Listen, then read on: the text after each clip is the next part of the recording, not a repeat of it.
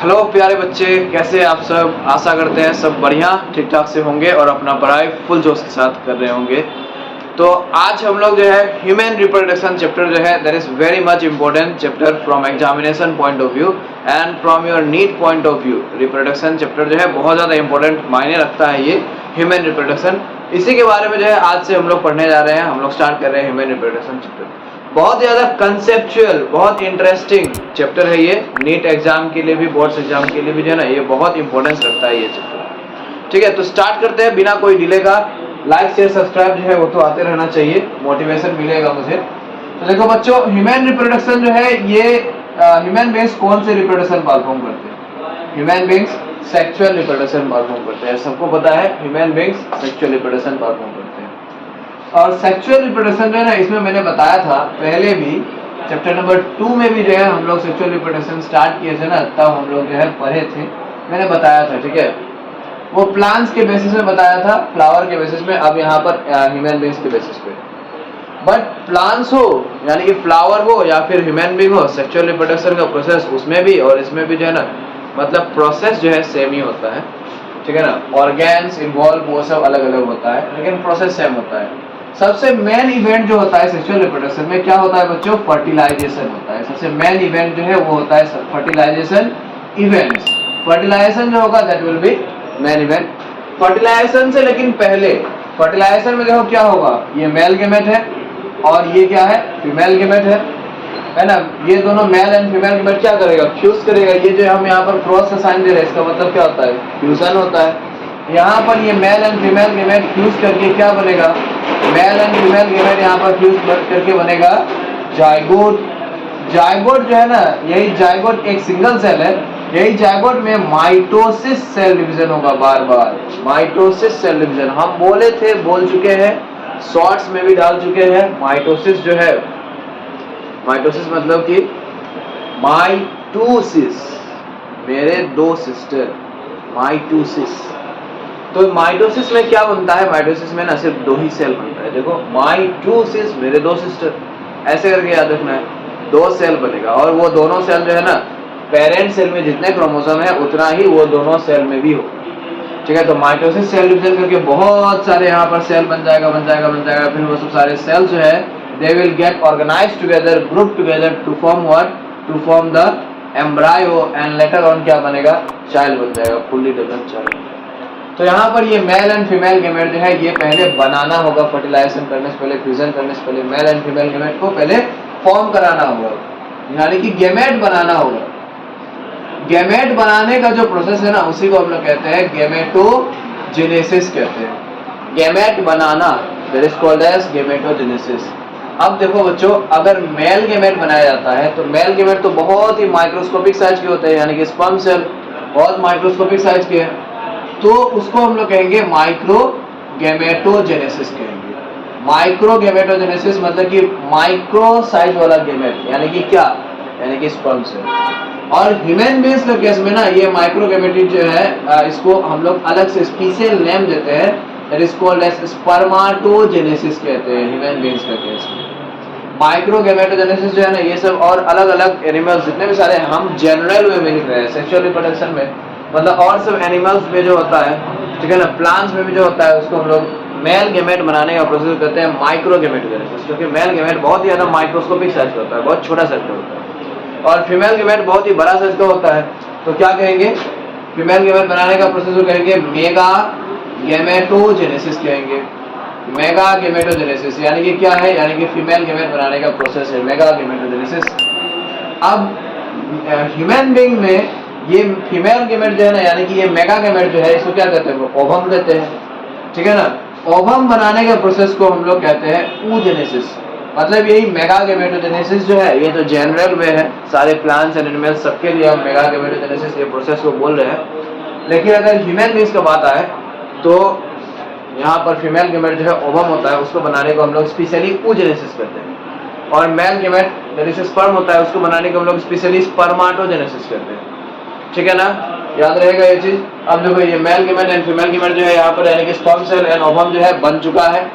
अब जो है ना, स्पर्म सेल को फीमेल गेमेट के पास लाना होगा, स्पर्म सेल को फीमेल गेमेट के पास लाना होगा।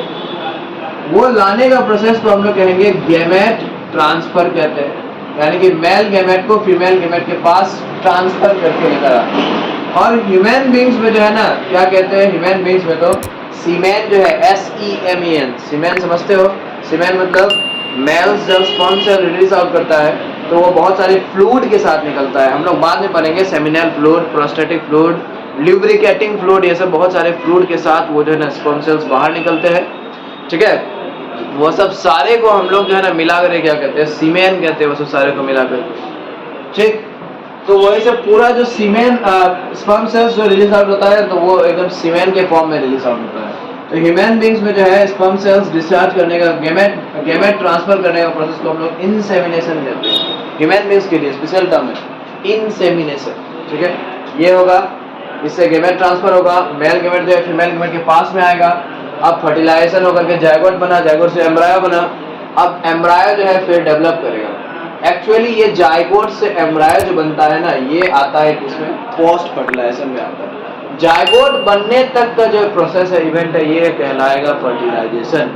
जायगोट के बाद जो बनेगा ना बच्चों, जायगोट के बाद क्या बनता है, एम्ब्रायो बनता है ना। इस प्रोसेस को हम लोग एम्ब्रायोजिनी कहते हैं, एम्ब्रायोजिनी, ठीक है। एम्ब्रायोजेनेसिस भी कह सकते हैं, ठीक है, एम्ब्रायोजिनी।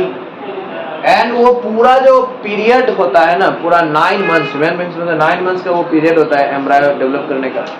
वो पूरा जो पीरियड होता है ना, दैट इज नोन एज, हम लोग क्या कहते हैं, गैस्ट्रुलेशन कहते हैं, ठीक है, गैस्ट्रुलेशन पीरियड कहते हैं, ठीक, गैस्ट्रुलेशन पीरियड कहते हैं। और ये आएगा किसमें, ये आएगा पोस्ट फर्टिलाइजेशन इवेंट के अंदर, यानी कि फर्टिलाइजेशन के बाद वाला जो इवेंट है, फर्टिलाइजेशन के बाद, that is called as post fertilisation event, ठीक है। यहाँ पर ये गैस्ट्रुलेशन हम लोग कहते हैं। तो ये सब सारे बच्चे, ये सब सारी चीजें बच्चों, यहाँ पर जो है ये एक ब्रीफ यहाँ पर इंट्रोडक्शन है सेक्सुअल रिप्रोडक्शन का, जो कि हम लोग चैप्टर नंबर 2 में भी पढ़े थे। अब यहाँ पर जो है मैं ह्यूमन बींग्स के बारे में बताया, वही सब जो चीज है, ह्यूमन बींग्स में क्या क्या नाम देते हैं, क्या क्या टर्म हम लोग कहते हैं, वही चीज, ठीक है। इसको बढ़िया से फटाफट देखो। अब यहाँ पर फर्टिलाइजेशन करने के लिए हम लोग को चाहिए male and female gamete. Male and female gametes जो है ना, वो बनाने के लिए हम लोग को पहले गैमेटोजेनेसिस यानी कि स्पर्माटोजेनेसिस और oogenesis, तो यहाँ पर पहले मेल एंड फीमेल गैमेट हम लोग को बनाना होगा। मेल गैमेट जो बनेगा तो वो मेल रिप्रोडक्टिव ऑर्गन से बनेगा, फीमेल गैमेट जो बनेगा तो वो फीमेल रिप्रोडक्टिव ऑर्गन के थ्रू से बनेगा। तो इसीलिए हम लोग जो है ना, पहले गैमेट्स बनाने से पहले हम लोग को जो है ना समझना होगा मेल रिप्रोडक्टिव सिस्टम और फीमेल रिप्रोडक्टिव सिस्टम के बारे में, ठीक है ना, male and female reproductive system के बारे में। तो बच्चों अब हम लोग पढ़ते हैं मेल रिप्रोडक्टिव सिस्टम के बारे में। मेल रिप्रोडक्टिव सिस्टम, क्योंकि मेल रिप्रोडक्टिव सिस्टम जो है ना, इसी से बनेगा, मेल गैमेट्स बनेगा। मेल रिप्रोडक्टिव सिस्टम हम लोग जैसे ही खत्म करते हैं उसके बाद फीमेल रिप्रोडक्टिव सिस्टम भी हम लोग पढ़ेंगे, क्योंकि उसी से फीमेल गैमेट्स बनेगा। तो देखो मेल रिप्रोडक्टिव सिस्टम जो है, इसका हम लोग साइड व्यू पढ़ेंगे क्लास 12 में। फ्रंट व्यू जो है ना, वो सब लोअर क्लासेस में तुम लोग क्लास 8 में, क्लास 10 में, ये सब क्लास में जो है ना तुम लोग पढ़ चुके होंगे, ठीक है। So what we will study now, we will study the side view. तो सबसे एकदम बेस्ट एकदम और सबसे सिंपलेस्ट वे में एकदम बहुत आसानी से बनाने के लिए, देखो सबसे पहले हम लोग एक यहाँ पर ये राउंड, ये क्या है, ओवल शेप एक यहाँ पर स्ट्रक्चर हम लोग बना देते हैं। ये टेस्टिस रिप्रेजेंट करेगा। टेस्टिस के बाद यहाँ पर एक हाईली कोइल्ड, यहाँ पर जो है ना एक ट्यूबुलर पार्ट हम लोग यहाँ पर लेंगे, बनाएंगे, ठीक है। ये highly coiled tubular part, this highly coiled tubular part जो है ना, ये फिर ऐसे करके हम लोग निकालेंगे, इधर एकदम पूरा ऐसे करके एक बार एकदम चक्कर लगा देंगे, घुमा देंगे, ठीक है। हो गया, ये बन गया हमारा मेल रिप्रोडक्टिव सिस्टम, ठीक है। अब इसमें जो है ना कुछ नहीं करना है, थोड़ा थोड़ा सा जो है ऐड करते आना है, जैसे जैसे हम लोग पढ़ते जाएंगे उस हिसाब से जो है थोड़ा थोड़ा ऐड इसमें करते आना है। मतलब मेन जो काम था वो हम लोग कर दिए यहाँ पर, ठीक है। यहाँ पर मेन काम कर दिए है। अभी देखो क्या होता है। So this one is the testis, ये है बच्चों टेस्टिस। टेस्टिस जो है ये प्राइमरी रिप्रोडक्टिव ऑर्गन है, one note, this is one note. One note का मतलब क्या होता है, प्राइमरी होता है, शॉर्ट फॉर्म है, ठीक है। Primary reproductive organ of the human mails. Human male के अंदर में सबसे मोस्ट इंपोर्टेंट, प्राइमरी का मतलब सबसे मोस्ट इंपोर्टेंट जो रिप्रोडक्टिव ऑर्गन है वो क्या है, वो है टेस्टिस। टेस्टिस को हम लोग प्राइमरी रिप्रोडक्टिव ऑर्गन क्यों कहते हैं, क्योंकि ये प्रोड्यूस करता है मेल गैमेट्स। मेल गैमेट को हम लोग क्या कहते हैं? Sperm cell. Male gamete is called as sperm. Beside this male gamete तो प्रोड्यूस करता है, उसके अलावा टेस्टिस जो है ना मेल सेक्स हार्मोन्स भी प्रोड्यूस करते हैं। ठीक है, मेल सेक्स हार्मोन्स, उसको क्या कहते हैं हम लोग? एंड्रोजेंस हम लोग कहते हैं। Male sex hormone is called as androgen. Androgen में सबसे ज्यादा जो हार्मोन होता है ना वो कौन सा होता है? वो होता है टेस्टोस्टेरोन। और ये टेस्टोस्टेरोन के बारे में जो है तुम लोग बचपन से पढ़ते आ रहे होंगे। Testosterone is responsible for development of secondary sexual character in males. Human mails के अंदर में जो है ना सेकेंडरी सेक्सुअल कैरेक्टर्स डेवलपमेंट कौन कराता है? टेस्टोस्टेरोन कराता है। ठीक है, सेकेंडरी सेक्सुअल कैरेक्टर्स जैसे क्या क्या हो गया? जैसे कि ब्रॉडनिंग ऑफ शोल्डर, ठीक है ना, वॉइस जो है एकदम डीप वॉइस निकलना। हम लोग का आवाज जो है लड़का सबको लगेगा कि देखो एकदम अंदर से एकदम निकल रहा है। अगर वही हम लोग लड़की सबका आवाज अगर देखते हैं ना तो लगेगा कि एकदम यहाँ से एकदम बकरी की तरह एकदम ऊपर से यहाँ पर निकल रहा है। श्रिल वॉइस हम लोग उसको कहते हैं, है ना, जैसे मैं ऐसे करके एकदम निकलेगा, लगेगा कि एकदम कान फाड़ देगा, ऐसा आवाज निकलता है। मेरा भी सिस्टर जो है घर जाते हैं जब, तो मेरा सिस्टर जो है कान के पास आकर के बोलती है, लगेगा कि एकदम कान का चदरा एकदम जो है ना फाड़ देगा। ठीक है, तो वो लोग का साउंड जो है ना यहाँ से एकदम ऊपर से एकदम प्रोड्यूस होता है, क्रैक वॉइस होता है। श्रिल वॉइस भी हम लोग कहते हैं वो लोग का वॉइस को, SHRIIL, श्रिल वॉइस। और ये श्रिल वॉइस जो है ना इसका फ्रीक्वेंसी बहुत हाई होता है, इसीलिए जो है वो लोग का आवाज एकदम बहुत एकदम तेज होता है, एकदम कान फाड़ने वाला आवाज। ठीक है, और लड़का सबका आवाज क्या होता है? मोटा आवाज होता है और लगता है कि अंदर से निकल रहा है। ये आवाज सुनने में अच्छा लगता है। ठीक है, पता नहीं अब तुम लोगों को कौन सा आवाज सुनने में अच्छा लगता है। हमको तो ये मतलब जो अंदर से आवाज निकले वो अच्छा लगता है। तुम लोगों को क्या अच्छा लगता है? ऑब्वियसली लड़की वाला बोलोगे आवाज अच्छा लगता है। यहाँ पर जो है ये क्या है? फिर देखो टेस्टिस को कवर करते हुए यहाँ पर जो है एक स्किन कवरिंग है। यहाँ पर ये जो स्किन कवरिंग है टेस्टिस को कवर करते हुए ये है स्क्रोटम। इस स्किन कवरिंग को कहते हैं स्क्रोटम। ये स्क्रोटम जो है ना ये बहुत ही ज्यादा थिक होता है। ठीक है, मोटा ये स्किन होता है, थिक स्किन है ये, और ये हाईली पिगमेंटेड है। हाईली पिगमेंटेड मतलब कौन सा पिगमेंट का बात चल रहा है यहाँ पर? यहाँ पर बात हो रहा है मेलानिन पिगमेंट का। Melanin, MELANIN। मेलानिन क्या होता है? मेलानिन मीन्स वो पिगमेंट जो हमारे स्किन कलर के लिए रिस्पॉन्सिबल होता है। हम लोग के अंदर में जितना ज्यादा मेलानिन कलर पिगमेंट होगा ना उतना ही ज्यादा हमारा स्किन क्या होगा? डार्क होगा।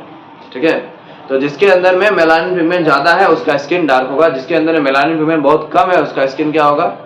वो गोरा होगा, यानी कि वो जो है ना मतलब गरीब होगा एक तरह से, मेलानिन पिगमेंट में गरीब होना।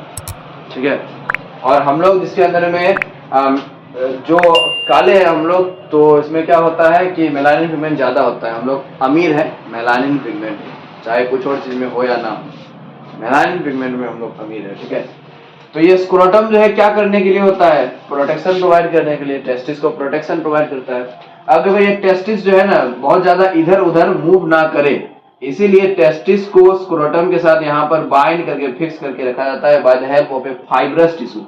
यहाँ पर जो है नीचे में एक फाइब्रस टिश्यू होता है जो क्या करता है? स्किन को ना अपना पोजीशन में बना करके रखेगा, ताकि ये टेस्टिस जो है इधर उधर ज्यादा हिलडोल ना हो, यहाँ से हट नहीं जाए। ठीक है, तो ये जो फाइब्रस ये टिश्यू है ना इसको हम लोग कहते हैं ग्यूबरनैकुलम कहते हैं, ग्यूबरनैकुलम। ठीक है, ये फाइब्रस टिश्यू है जो टेस्टिस को पकड़ करके रखता है, अपना पोजीशन मेंटेन करा करके रखता है। अब यहाँ पर जो है टेस्टिस के अंदर में क्या बनता है? टेस्टिस के अंदर में बनता है स्पर्म सेल। टेस्टिस के अंदर में कहाँ से स्पर्म सेल बनता है वो भी आज ही हम लोग पढ़ेंगे। ये टेस्टिस को ना हम लोग जूम करके, टेस्टिस को कट करके इसके अंदर में जो है ना क्या क्या चीज है ये भी हम लोग पढ़ने वाले हैं। जस्ट नेक्स्ट स्लाइड में हम लोग जो है ना पढ़ेंगे अभी। ठीक है, टेस्टिस के अंदर में क्या होता है अभी यहाँ पर अभी देख लेते हैं। डायरेक्टली हम लोग एज्यूम कर लेते हैं टेस्टिस के अंदर, टेस्टिस जो है ना स्पर्म सेल बनाए। स्पर्म सेल बनाने के बाद वो स्पर्म सेल जो है ना इसमें आएगा, ये हाईली कॉइल्ड यहाँ पर जो पोर्शन है ना इसमें आकर के स्टोर होकर के रहेगा जब तक स्पर्म सेल्स को बाहर रिलीज आउट नहीं कर दिया जाता है। स्पर्म सेल्स बाहर रिलीज आउट करना that is called as ejaculation कहते हैं, इजैकुलेशन। ठीक है, तो जब तक इजैकुलेशन नहीं होता है तब तक स्पर्म सेल इसके अंदर में स्टोर किया जाएगा। इसको हम लोग कहते हैं इपिडाइडाइमिस कहते हैं। ठीक है, इपिडाइडाइमिस, इपिडाइडाइमिस एक हाईली कॉइल्ड ट्यूबुलर पार्ट है जिसके अंदर में स्पर्म सेल्स स्टोर करके रखा जाता है जब तक वो डिस्चार्ज ना हो। उसके बाद स्पर्म सेल जो है आएगा इसमें, देखो ये जो यहाँ पर ये ट्यूब है, इतना लंबा ये जो पैसेज है, ये इतना लंबा जो पेसिज होता है ना, ये कितना सेंटीमीटर का होता है अप्रोक्सीमेटली पता है? ये जो है ये कितना सेंटीमीटर जैसा का होता है? 25 सेंटीमीटर जैसा होता है, 25 सेंटीमीटर, 25 सेंटीमीटर। तो स्पर्म सेल जो बाहर निकलता है तो ये 25 सेंटीमीटर ऐसा रास्ता जो है ना ट्रेवल करके ये बाहर निकलता है। हम लोग के लिए 25 सेंटीमीटर बहुत कम है, मतलब कि 25 सेंटीमीटर कितना होगा, देखो इतना ऐसा डिस्टेंस होगा 25 सेंटीमीटर, लेकिन स्पर्म सेल तो बहुत माइक्रोस्कोपिक है, उसके लिए 25 सेंटीमीटर ना बहुत मायने रखता है, बहुत लंबा डिस्टेंस है, ठीक है, 2500 किलोमीटर के बराबर है वो लोग के लिए। अब ये जो ट्यूब है जिसके थ्रू से स्पर्म सेल बाहर निकलता है, इस ट्यूब को हम लोग कहते हैं वास डिफरेंस कहते हैं इस ट्यूब को। वास डिफरेंस का दूसरा नाम क्या है? स्पर्म डक्ट है वास डिफरेंस का दूसरा नाम। ये अभी स्पर्म डक्ट वास डिफरेंस होकर के स्पर्म सेल बाहर निकल रहा है, इधर आ रहा है। यहाँ रास्ते में जो है ना, यहाँ पर क्या होगा देखो, रास्ते में यहाँ पर ये दो ग्लैंड्स मिलेगा स्पर्म सेल को, रास्ते में दो ग्लैंड्स होते हैं, ग्लैंड GLANDS। ये जो दोनों ग्लैंड्स है, इस ग्लैंड्स को हम लोग कहते हैं सेमिनल वेसाइकल कहते हैं। ये ग्लैंड्स को कहते हैं हम लोग सेमिनल वेसाइकल्स। सेमिनल वेसाइकल का काम है सेमिनल फ्लूइड प्रोड्यूस करना। सेमिनल फ्लूइड नाम का फ्लूइड प्रोड्यूस करेगा, ये दोनों सेमिनल वेसाइकल जो है सेमिनल फ्लूइड रिलीज करेगा, ठीक है। और ये सेमिनल फ्लूइड के अंदर में होते हैं फ्रुक्टोज शुगर होते हैं सेमिनल फ्लूइड के अंदर में। ग्लूकोज का नाम तो सुने ही होंगे, फ्रुक्टोज शुगर भी है, और ग्लूकोज और फ्रुक्टोज का मॉलिक्यूलर फॉर्मूला ना वही होता है, सेम होता है, C6H12O6 ही होता है, बस ग्लूकोज और फ्रुक्टोज का स्ट्रक्चर अलग अलग होता है, ठीक है, फॉर्मूला सेम ही होता है, ठीक है ना, C6H12O6। तो ये फ्रुक्टोज शुगर जो है ना, इससे क्या होगा, इससे स्पर्म सेल का नरिशमेंट मिलेगा, स्पर्म सेल को इससे नरिशमेंट मिलेगा, एनर्जी मिलेगा, तब जाकर के स्पर्म सेल जो है ना ट्रेवल कर पाएगा ये पूरा रास्ता, नहीं तो कैसे ट्रेवल करेगा, एनर्जी ही नहीं मिलेगा तो, ठीक है। इतना लंबा चौड़ा डिस्टेंस ट्रेवल करना है इसको। अब यहाँ पर जो है ना ये अभी ये स्पर्म सेल के साथ ये सेमिनल फ्लूइड मिक्सअप हो गया है, हो गया ना मिक्सअप, सेमिनल फ्लूइड मिक्सअप हो गया। ये स्पर्म सेल यहाँ पर अभी ये आ रहा है, यहाँ पर जब ये इधर पहुंचने वाला होता है ना, खत्म होने वाला होता है, तो यहाँ पर भी जो है एक बड़ा सा, यहाँ पर एक सिंगल लार्ज ग्लैंड होता है, मतलब एक ही बड़ा सा ग्लैंड होगा। यहाँ पर तो दो है, यहाँ पर दो छोटा छोटा है, यहाँ पर जो है ना एक बड़ा सा ग्लैंड होगा। This gland is called as prostate gland कहते हैं, प्रोस्टेट ग्लैंड। प्रोस्टेट ग्लैंड जो है ये प्रोड्यूस करते हैं प्रोस्टेटिक फ्लूइड। प्रोस्टेटिक फ्लूइड जो है ना ये अल्कलाइन नेचर के होते हैं। अल्काली सब समझते होंगे, एसिड बेस अल्काली जो होता है, अल्काली मतलब वो बेस जो पानी में डिसॉल्व कर सकता है। ये जो सेमिनल फ्लूइड है ना, ये भी अल्कलाइन ही नेचर का होता है, एसिडिक नेचर का नहीं होता है, क्योंकि एसिडिक नेचर का अगर हो तो फिर क्या होगा, सारे स्पर्म सेल तो जल जाएगा, है ना, जला देगा, मर जाएगा सारे स्पर्म सेल। तो ये अल्कलाइन नेचर का ये फ्लूइड होता है, ठीक है। तो यहाँ पर अभी ये प्रोस्टेटिक फ्लूइड जो है ये अल्कलाइन नेचर का है। अल्कलाइन बताओ कैसा होता है? अल्काली को अगर हम लोग टच करते हैं, सोडियम हाइड्रोक्साइड जो है उसी को टच करो, पूरा एकदम क्या लगेगा, स्लीपरी लगेगा। क्यों? बेस अल्काली कैसा होता है, स्लीपरी होता है, फिसलता है, ठीक है। तो वो स्लीपरी होना ये स्पर्म सेल के लिए बहुत बड़ा एडवांटेजियस है, क्योंकि स्लीपरी होने से ही स्पर्म सेल जो है ना एकदम आराम से एकदम तैर करके उस पर जा पाएगा, ठीक है, तैर करके बाहर निकलेगा। तो ये क्या काम करता है prostatic fluid? It provides motility to sperm cells. Sperm cells को ना मोटिलिटी प्रोवाइड करने का काम करता है, यानी कि मूवमेंट, स्पर्म सेल्स का मूवमेंट करवाता है। उसके बाद यहाँ पर जो है देखो, यहाँ पर एक और इस तरह से मस्कुलर बैग होते हैं बच्चों, यहाँ पर एक मस्कुलर बैग होते हैं जो यहाँ पर आकर के इसके साथ जुड़ जाता है। ये जो मसल से बना हुआ बैग है, this is made up of smooth muscle, देखो ये यहाँ पर बीच में है, ये जो है ना स्मूथ मसल से बना हुआ है। ये स्मूथ मसल से बना हुआ जो ये मस्कुलर बैग है, ये है यूरिनरी ब्लैडर। यूरिनरी ब्लैडर में क्या होता है, यूरिन स्टोर किया हुआ रहता है यूरिनरी ब्लैडर के अंदर में, है ना, इसमें यूरिन स्टोर किया हुआ रहेगा। तो देखो यूरिन जो है ना, यूरिन भी यहाँ पर ये निकलेगा और इसमें आएगा। Urine also comes and gets out here, out of this here. अब यहाँ पर आ गया ये last part of the male reproductive system. Last part of this male reproductive system जो है इसको हम लोग कहते हैं यूरेथ्रा। ये लास्ट पार्ट जो है, लास्ट ट्यूबुलर पार्ट जो है इसको कहते हैं यूरेथ्रा। एक्चुअली यूरेथ्रा जो है ना ये कॉमन पासेज है किसका और किसका, यूरिन का भी और सीमेन का भी, SEMEN। सीमेन मतलब क्या होता है, सीमेन देखो सीमेन मतलब sperm cell, sperm cells plus seminal vesicle से क्या रिलीज होता है, सेमिनल फ्लूइड रिलीज होता है।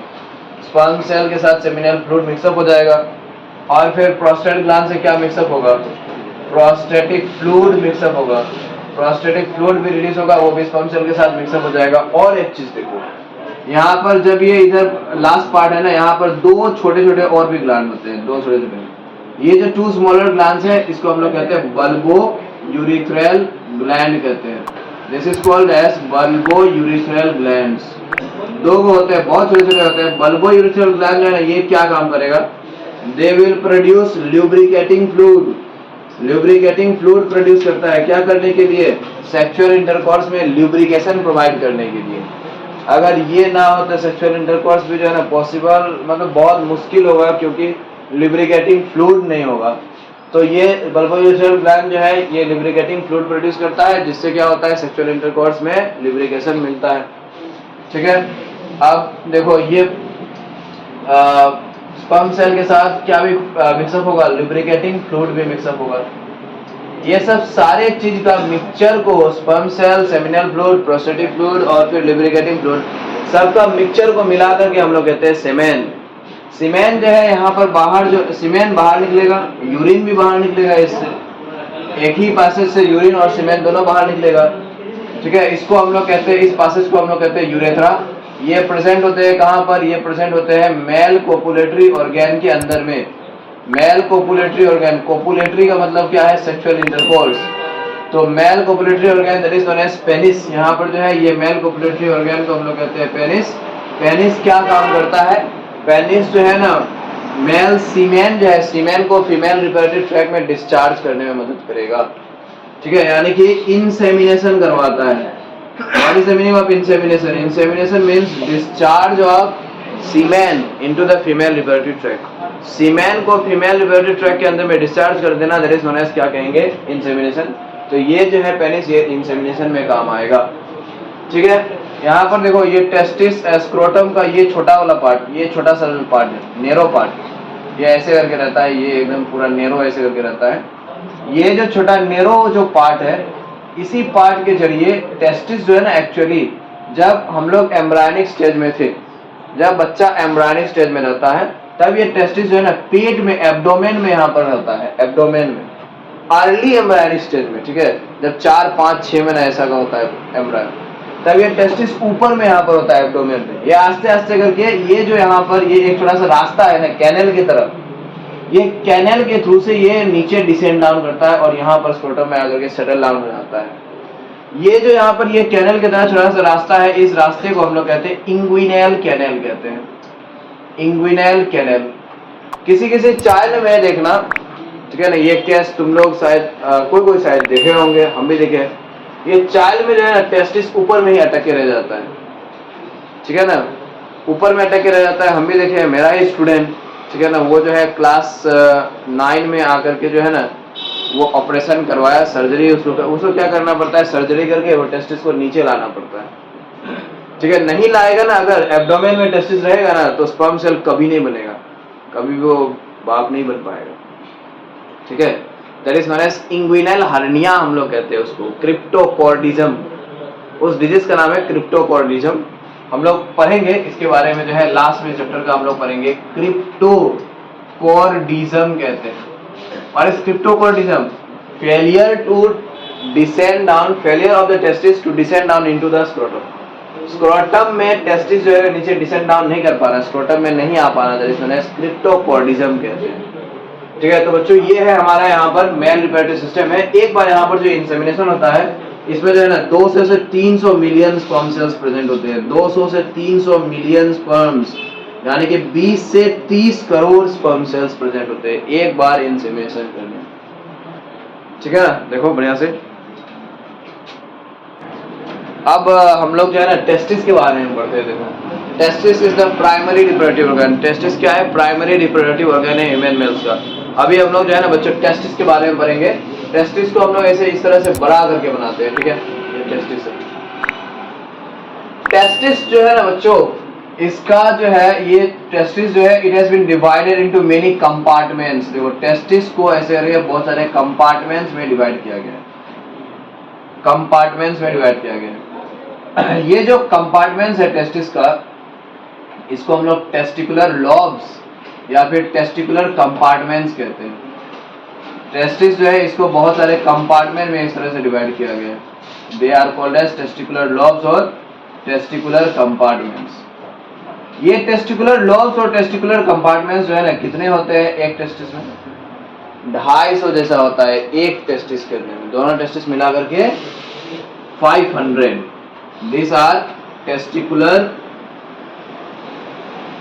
टेस्टिकुलर लॉब्स और टेस्टिकुलर कंपार्टमेंट्स है। ये सब कितने होते हैं? 250 होते हैं इन ईच टेस्टिस। अब ये टेस्टिकुलर लॉब्स जो है इसके अंदर में फिर क्या होता है?